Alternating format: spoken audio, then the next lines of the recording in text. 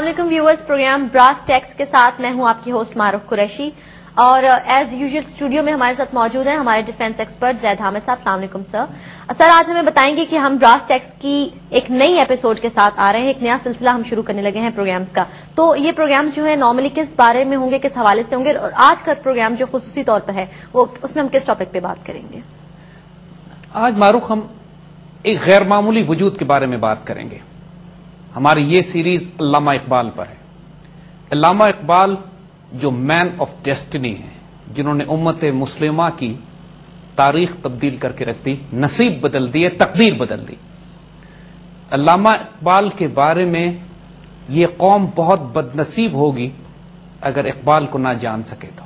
इकबाल एक शायर नहीं थे। हकीकत अगर पूछिए तो इकबाल इस बात पर खफा होते थे कि उनको सिर्फ शायर कहा जाता था।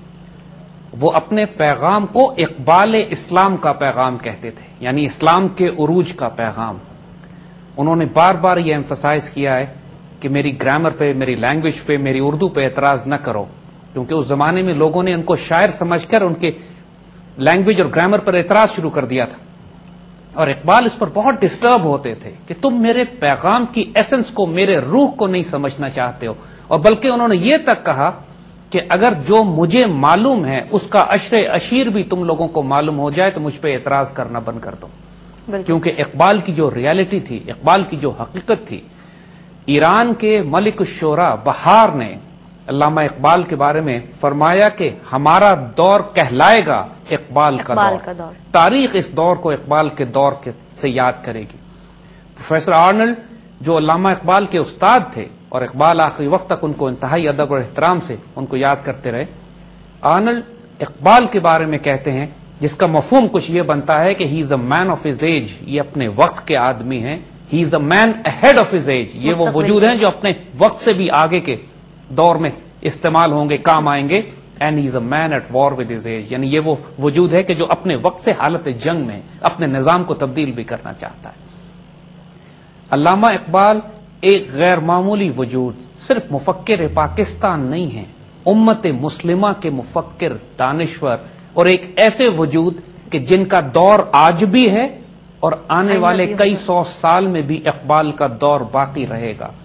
आज हम इकबाल के बारे में बात करेंगे। हमने आज का एक टॉपिक गैर मामूली इसलिए सेलेक्ट किया है और इसका नाम हमने रखा है Iqbal पुरस्रार, Iqbal the mysterious man. उनकी वजूद की वो डायमेंशंस कि जो हमारी कौम से भी छुपे हुए हैं और कभी इस तरीके से, इस तरतीब से पेश नहीं किए गए कि इकबाल का वो तारुफ जो उससे पहले नहीं कराया गया। इंशाअल्लाह हम भी कोशिश करेंगे कि आने वाले इस प्रोग्राम में और आने वाले प्रोग्रामों में अल्लामा इकबाल का तारुफ अपनी कौम से कराएं।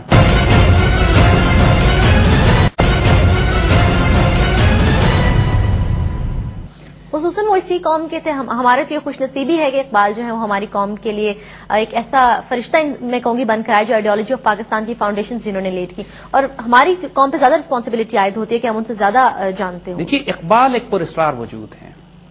वो एक शायर थे, मगर साथ वो एक थिंकर थे, एक फिलोसोफर थे, एक आइडियोलॉग थे, एक विजनरी थे, एक दानिश्वर थे, एक वली अल्लाह थे, एक जियो पॉलिटिकल एनालिस्ट थे और साथ साथ एक पॉलिटिकल एक्टिविस्ट थे, एक सियासी कारकुन।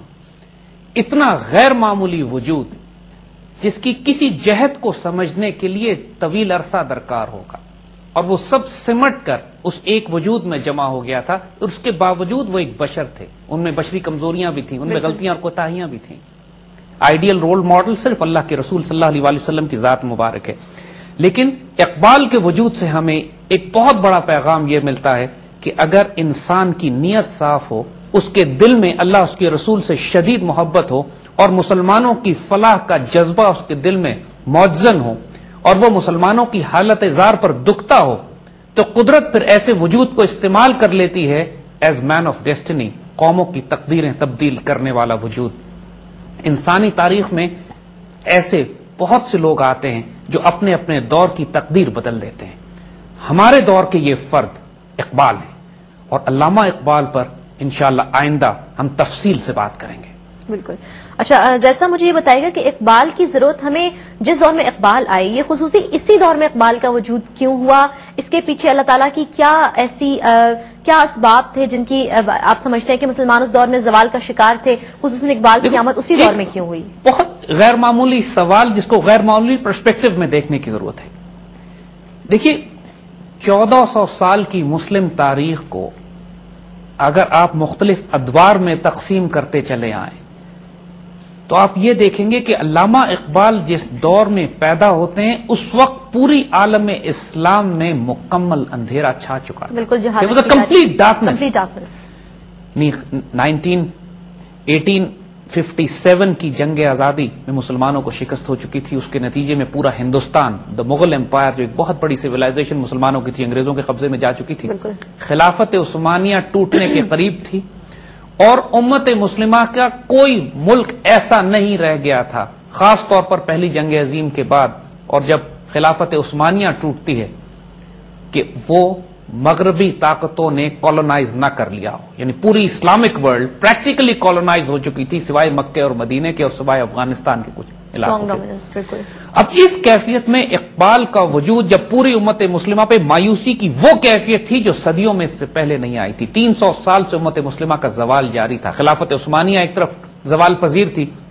19ویں صدی میں اس کو سک مین آف یورپ کہا جاتا تھا کہ جو آہستہ آہستہ ٹوٹتی ہوئی اپنی موت کی طرف جا رہی تھی. اور 20ویں صدی کے آغاز میں ہی پہلی جنگ عظیم کے بعد خلافت عثمانیہ تباہ ہوتی ہے. اس سے چند سال پہلے مغلوں کی حکومت تباہ ہو چکی تھی. اس دور میں اقبال کا آنا اور اقبال کا ایک ایسی انقلابی سوچ دیکھنا جو اپنے وقت سے کم از کم 100 سال آگے تھی. اقبال کا اتنا غیر معمولی یہ کنٹریبیوشن اور کارنامہ ہے اور ان کا بذات خود اس دور میں آنا ایک اتنا بڑا تاریخ اور تقدیر کا تحفہ ہے مسلمانوں کے لیے اور انسانوں کے لیے کہ اگر ہم اقبال کو اینالائز نہ کر سکے تو بہت بدنصیبی ہوگی اس قوم کی. اقبال سے ہم سبق نہ سیکھ سکے، اقبال کے اس ویژن سے، ان کا جو اقبال اسلام کا پیغام ہے، اگر ہم اس کو اپنی قوم کو نہ سکھا سکے اور سنا سکے، ہماری تمام جیو پالیٹکس، ہماری تمام ہسٹری، ہماری تمام تہذیب، ہماری تمام آئیڈیالوجی پاکستان کی علامہ اقبال پر بیس کرتی ہے. اور صرف علامہ اقبال پر نہیں، علامہ اقبال کا جو ایفیکٹ امت مسلمہ میں اور خصوصاً فارسی اور اردو بولنے والی دنیا پہ ہے وہ اتنا غیر معمولی ہے کہ ہم آگے بیان کریں گے کہ آپ کو یقین نہیں آئے گا. جیسا ہم اپنا سلسلہ یہیں سے گفتگو کا جاری رکھیں گے. فی الحال وقت ہوا چاہتا ہے چھوٹی سی بریک کا. اقبال کی پرسنالٹی کے اور بھی بہت سارے ایسپیکٹس ہیں جن کو ہم ایکسپلور کریں گے. دیکھتے رہیے براس ٹیکس. بریک کے بعد حاضر ہوتے ہیں.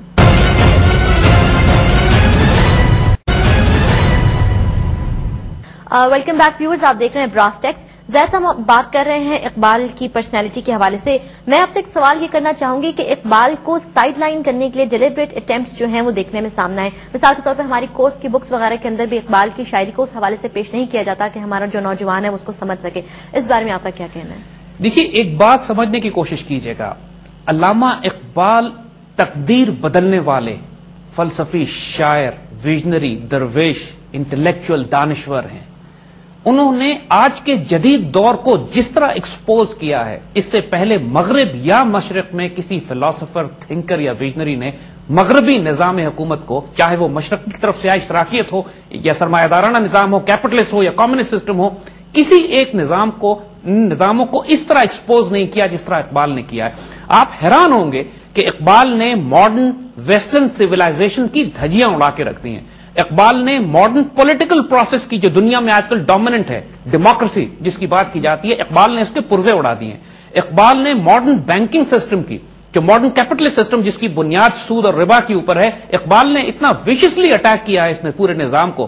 اقبال نے زائنسٹ اور فری میسنس کو اٹیک کیا ہے اپنی شاعری میں. علامہ اقبال نے کمیونسٹ سسٹمز کو ڈسٹروائے کر کے رکھ دیا ہے کہ اشتراکی نظام حکومت یہ کس طریقے سے انسانوں کو غلام بناتا ہے اور فطرت کے خلاف ہے.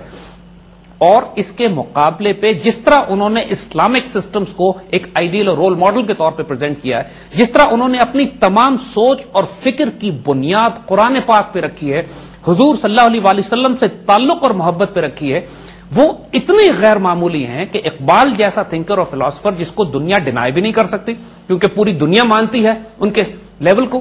ہم آپ کو آگے جا کے بتائیں گے کہ اس زمانے میں جب اقبال دنیا میں زندہ تھے، پوری دنیا میں ان کے بارے میں خبریں چھپا کرتی تھی، پوری دنیا کے اخباروں میں لوگوں کو پتا ہوتا تھا کہ اقبال اس وقت دنیا میں کہاں ٹریول کر رہے ہیں. ان کی کتابیں بادشاہ وقت اپنے دور کے پڑھا کرتے تھے. بڑے بڑے حکمران اقبال کی کتاب اسرار خودی کی ٹرانسلیشن اس زمانے میں مختلف زبانوں میں ہوا تھا, اس کو پڑھتے تھے. And Iqbal was known all over the world. 1937 میں علامہ اقبال کا اقبال ڈے 1000 جگہ پوری دنیا میں منایا جاتا ہے. پوری دنیا کو پتا تھا کہ اقبال ڈے 1937 میں آیا اور اس کو ہم نے منانا ہے. سو اقبال کو ڈینائی نہیں کیا جا سکتا. ان کی اسٹرینتھ اتنی ہے آرگومنٹ کی, لہذا ایک آسان طریقہ ہے کہ اقبال کو سائڈ لائن کر دیا جائے, خاموشی سے ان کو ٹیکسٹ بک سے, کتابوں سے, اپنے میڈیا سے, اپنے تھنکرز اور فلاسفرز کی آئیڈیالوجی اور گفتگو سے اقبال کو غائب کر دیا جائے, تاکہ ان کی وہ سوچ اور وہ فکر جو کہ اس قوم کے لیے انہوں نے لکھی ہے, جس قوم جو امت مسلمہ کے لیے وہ دے کے گئے, اس سوچ کو غائب کر دیجیے. دیکھیے فری میسنز آف زائنسٹ کا ایک فنڈامنٹل تھیورم ہے, ایک فنڈامنٹل لا ہے. وہ یہ کہتے ہیں کہ ہمیں لاکھوں کی آبادی اور کروڑوں کی فوج سے کوئی خطرہ نہیں ہے, لیکن ہمیں خطرہ ایک مفکر سے ہوتا ہے, ایک دانشور سے ہوتا ہے, جو لوگوں میں نئی روح پھونک دے, نئی سوچ دے دے, نئی فکر دے دے اور ہمارے پورے نظام کو ایکسپوز کر کے رکھ دے. ایسے کسی شخص کو ہم باقی نہیں رہنے دیں گے. اب علامہ اقبال اس کیٹیگری میں ہیں جو کفر کے پورے نظام کے لیے تھریٹ ہے.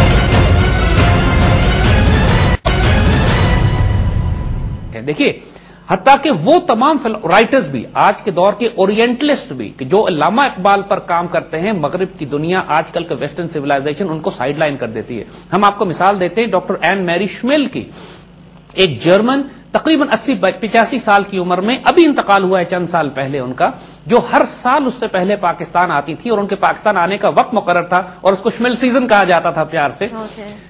اور شمیل جب بھی آتی تھی, اور ہماری بہت قریبی محبت کرنے والی دوست تھی ماشاءاللہ, ہمارے پاس ان کے ساتھ محفلیں ہوتی تھیں ہماری, اور علامہ اقبال پہ, رومی پہ, روحانیت پہ, مسلمانوں کے مستقبل پہ اور اسلامک مسٹسزم اور فلسفی پہ جو ان سے گفتگو اور بات چیت ہوا کرتی تھی, ان سے بڑا اورینٹلسٹ دنیا میں کوئی موجود نہیں تھا اس دور میں. لیکن ان کے انتقال کے فوراً بعد کئی برس ہو گئے ہیں, این میری شمیل کا کوئی ذکر نام پاکستان میں سنتے ہیں, نام یورپ اور امریکہ میں سنتے ہیں. ان کے نام و نشان کو مٹانے کی بات کی جا رہی ہے, ان کی کتابوں کو ڈسٹریبیوٹ نہیں کیا جاتا. اقبال کے مقابلے میں جو دوسرے شعراء کو, جو اقبال کے ٹکر پہ کھڑا کیا جاتا ہے, ہم تمام صد احترام کے ساتھ, فیض کی شاعری بہت کمال کی ہے, لیکن انقلابی شاعری ہے, لیکن فیض اور اقبال کا کوئی کمپیرزن نہیں ہے. فیض کے زیادہ تر آئیڈیا اور آئیڈیالوجی اشتراکیت یا مارکسسٹ نظام کی طرف سے آئی تھی. وہ انقلابی ضرور تھے, لیکن ان کے انقلاب کا بیسس سیکولر تھا, ان کے انقلاب کا بیسس دین اور قرآن اور سنت اور شریعت پہ نہیں تھا. علامہ اقبال کی سوچ اور فکر نہ صرف انقلابی ہے. دیکھیے جو کوئی سوچ جس کی بنیاد قرآن اور سنت پہ نہیں ہوگی, چاہے وہ کتنی انقلابی کیوں نہ ہو, وہ انارکسٹ ہوگی, کہ آج کے نظام کو تباہ کر دو, لیکن کل کیا ہوگا, کل وہ جس نظام سے اس کو ریپلیس کریں گے وہ بھی انسانوں کا بنایا ہوا ہوگا. یہی ہوا کہ مارکسزم اور کمیونزم نے کمیونزم بنا تو لیا, لیکن 70-80 سال کے بعد اس کی دھجیاں اڑ گئی. لیکن اسلام, واضح طور پر اقبال خود اپنی شاعری میں کہتے ہیں کہ مغرب کے نظام کو یہ بات اچھی طرح معلوم ہے کہ کل آنے والے وقت میں ان کے سامنے جو نظام اور آئیڈیالوجی آنکھوں میں آنکھیں ڈال کے کھڑی ہوگی وہ اسلام ہے. اور اقبال نے اپنی تمام آئیڈیالوجی کی بنیاد قرآن اور اللہ کے رسول صلی اللہ علیہ وسلم سے تعلق کی بنیاد پر رکھی ہے. سو اس وجہ سے اقبال کو سائڈ لائن کیا جا رہا ہے. اقبال کو کسی جگہ پروموٹ نہیں, ان کی صرف وہ نظمیں کہ جو ہارملیس پوئمز ہیں, لب پہ آتی ہے دعا بن کے تمنا میری, اس قسم کی نظمیں, یا پہاڑ اور گلیری اور جگنو اور بلبل, اس قسم کی شاعری تو پڑھائی جاتی ہے بچوں کو. لیکن جیسے ہم نے کہا کہ ان کی وہ شاعری, ان کے وہ میسجز, ان کی وہ کتاب reconstruction of religious thought in Islam, یا ان کی وہ فلسفی جو دنیا میں انقلاب برپا کرتی ہے کمیونسٹ سسٹم اور کیپٹلسٹ سسٹم کے خلاف, جو مسلمانوں کو حوصلہ اور امید دیتی ہے, ان کو شاہین بناتی ہے, اپنے پیروں پہ کھڑا کرتی ہے, ان کو خودی اور خودداری اور ڈگنیٹی اور آنر اور عزت اور وقار کا سبق دیتی ہے, اس پوری شاعری کو ایسے غائب کر دیا ہے کہ جیسے وہ وجود ہی نہیں رکھتی. علامہ اقبال اگر کسی مسلمان قوم نے یا پاکستان کی بحیثیت ایک ملک کے, ہم نے اگر اپنے آپ کو اپنے پیروں پہ کھڑا کرنا ہے, عزت و خودداری اور غیرت کا کوئی سبق سیکھنا ہے, تو اس کے لیے لازم ہے ہمارے لیے کہ علامہ اقبال کی طرف رجوع کریں. دیکھیے یہ اعتراض اٹھایا جا سکتا ہے کہ ہم قرآن و سنت کی طرف کیوں نہ رجوع کریں. دیکھیے اقبال سے بڑا چیلنج اقبال نے جو دیا ہے اپنی شاعری میں, پوری طرح وہ اپنی تمام شاعری میں اس بات کو اکنالج کرتے ہیں کہ میں نے جو کچھ اپنی شاعری میں, اپنے اس مشن میں, اپنے اس دیوان میں ریپرزینٹ کیا ہے, وہ قرآن اور سنت کی اصل روح ہے, اصل وزڈم ہے, اصل ویژن ہے, اصل ایسنس ہے.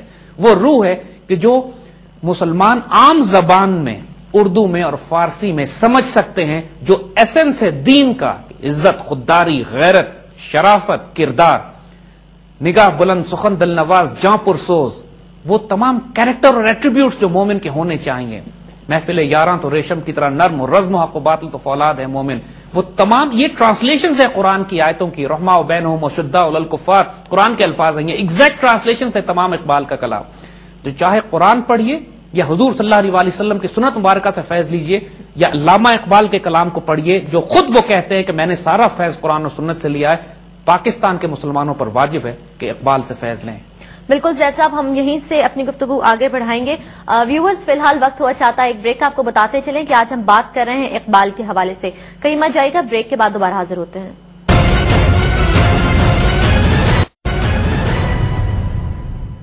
ویلکم بیک ویورز، آپ دیکھ رہے ہیں براس ٹیک. زید صاحب، کچھ دیر پہلے آپ نے گفتگو کی سٹیجز آف مسلم سویلائزیشن کے حوالے سے، تو ایک تھوڑا سا ریوائز کر دیجئے کہ یہ کون سی سٹیجز ہیں. دیکھیے، اگر آپ 1400 سال کی مسلم تاریخ کو اٹھا کے دیکھیے تو آپ کو اس میں 3 بڑے واضح دور نظر آتے ہیں. پہلا دور مسلمانوں کے قرون اولا کا ہے کہ جب حضور صلی اللہ علیہ وآلہ وسلم کے بعد خلافت راشدہ قائم ہوتی ہے، جس پہ مسلمان ایکسپینشن کرتے ہیں پوری دنیا میں. یعنی 50-60 سال کے اندر حال یہ ہوتا ہے کہ چائنا سے لے کر ویسٹ افریقہ تک اور اسپین کے اندر تک اسلامک سویلائزیشن داخل ہو جاتی ہے. اور آنے والے وقتوں میں جو اسلامی خلافت اور ریاست بنتی ہے، چاہے امید دور میں ہو، اس کے بعد عباسی دور میں ہو، اس کا عروج ہوتا ہے، ایکسپینشن پیریڈ ہوتا ہے. تمام تر مسلمانوں کے داخلی اختلافات اور پرابلمز کے باوجود اس آئیڈیالوجی اتنی اسٹرانگ ہوتی ہے کہ اس کا مومنٹم اس کو پھیلا رہا ہوتا ہے. دنیا میں وہ ہر طرف، جس طرف جاتے ہیں مسلمان، چاہے وہ مسلمان نیول وارفیئر کی بات کریں، چاہے اس وقت لینڈ فورسز ہوں، چاہے اس وقت آئیڈیالوجی ہو، چاہے اکانومی ہو مسلمانوں کی، چاہے مسلمانوں کا سائنسز میں، انجینئرنگ میں، میتھمیٹکس میں، کنسٹرکشن میں، جس مرضی سائنس میں آپ دیکھ لیجئے، اس وقت اسلامی تہذیب دنیا کی سینٹر آف گریوٹی تھی. پوری دنیا سے لوگ آتے تھے مسلمان علاقوں میں، قرطبہ میں، غرناطہ میں، اسپین میں، بغداد میں، دمشق میں. یہ سویلائزیشنز کے مرکز ہوا کرتے تھے. اور مسلمان تہذیب بخارا سے لے کے سینٹرل ایشیا سے روس اور چین تک پھیلی ہوئی تھی. یہ عروج کا دور تھا مسلمانوں کا. اس کے کئی 100 سال کے بعد جو دوسرا دور مسلمانوں کے پاس آیا کہ جب مسلم سویلائزیشن پھیلنا بند ہو چکی تھی لیکن اپنی جگہ پر سٹیبل تھی، اور مغرب اپنے آپ کو آرگنائز کر کے مسلمانوں پر حملے کر رہے تھے. اس کی مثال ہم دیتے ہیں صلیبی جنگوں کی، کہ جب مسلمان ہوم گراؤنڈ پہ لڑ رہے تھے لیکن ان پر حملے باہر سے کیے جا رہے تھے. اور صلیبی جنگوں بھی کئی 100 سال چلی ہیں، جس میں کبھی نور الدین زنگی، کبھی سلطان صلاح الدین ایوبی اور اس طرح کے مجاہدین پیدا ہوتے رہے کہ جو امت مسلمہ کی آبرو مسلمان ہوم لینڈ میں کرتے تھے. دیکھیے، اگر آپ نوٹ کریں، یہ وہ پیریڈ تھا کہ جب مسلمان اپنی سرحدوں سے نکل کر دوسرے ممالک پر حملے نہیں کر رہے تھے. دوسرے ممالک سے حملے مسلمانوں پر ہو رہے تھے اور مسلمان اپنے علاقوں کا دفاع کر رہے تھے. یہ ہمارا سٹیبلٹی پیریڈ تھا. یہ وہ پیریڈ تھا کہ جب ہم اپنی عزت اور آبرو کا دفاع اپنے گھروں میں رہتے ہوئے کر رہے تھے، اور جو تہذیب ہم نے پہلے اپنے عروج کے دور میں قائم کی تھی اس کی پروٹیکشن تھی. اس وقت مسلمانوں کو نقصان بھی بہت ہوئے. مثلا چنگیز خان اور اس کی اولاد جو منگولیا سے نکلی، اس نے پوری مسلم دنیا کو رونتے ہوئے یہ لوگ چلے گئے. لیکن دوسری طرف سے صلیبی تھے جن کو مسلمانوں نے روکا بھی. لیکن اس کے باوجود مسلمان آئیڈیالوجی اتنی اسٹرانگ تھی کہ چنگیزی حملے کے باوجود اسلامک سویلائزیشن اپنے پیروں پر کھڑی رہی. اس بات کے باوجود کہ بغداد کا نقصان اتنا شدید تھا کہ امت مسلمہ کی تاریخ میں کبھی اتنا شدید نقصان اس سے پہلے مسلمانوں نے نہیں اٹھایا، کہ جب پوری خلافت بغداد کا مرکز رون دیا جائے، مسلمانوں کا پوری اتنی بڑی خلافت کا ہیڈ کوارٹر دارالخلافہ جب خلیفہ کو قالین میں لپیٹ کے گھوڑوں کے نیچے دے دیا گیا اور لاکھوں مسلمانوں کو ایک 15 دن کے سلوٹر میں دجلہ میں پھینک دیا گیا اور مسلمانوں کی لائبریریز اور کتابیں اور تہذیب جلا دی گئی، اس کے باوجود مسلمان آئیڈیالوجیکلی اتنے اسٹرانگ تھے کہ اپنے پیروں پر جلدی کھڑے ہو گئے. اور خلافت عثمانیہ اٹھتی ہے اس کے بعد، اور پھر مسلمان اپنے عروج پہ جاتے ہیں.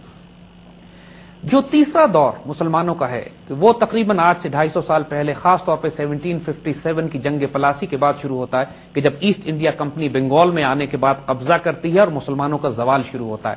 1757 میں نواب سراج الدولہ کی شہادت ہوتی ہے. اس کے بعد 1799 میں ٹیپو سلطان شہید ہوتے ہیں. 1857 میں جنگ آزادی ہم ہارتے ہیں. اور ساتھ ساتھ یہی وہ پیریڈ ہوتے ہیں کہ جب خلافت عثمانیہ بھی اپنی جگہ پر کمزور ہوتی جا رہی ہوتی ہے.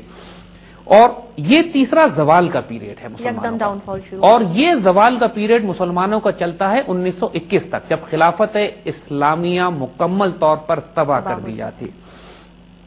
اس پیریڈ میں اقبال پیدا ہوتے ہیں. یہ 3 فیزز ہیں مسلمانوں کی کہ جس کے اندر اگر آپ پوری تاریخ میں اٹھا کے دیکھیے تو اس سے زیادہ, جیسے ہم نے عرض کیا, تاریخ دور اس سے پہلے مسلمانوں پر نہیں آیا تھا کہ جب انٹائر مسلم ورلڈ کالونائز ہو چکی ہوتی ہے. تو یہ وہ 3 سٹیجز ہیں امت مسلمہ کی. اقبال کے آنے کے بعد ایک نیا دور شروع ہوتا ہے جو دوبارہ عروج کا دور ہے. اس کو ہم آگے بیان کریں گے.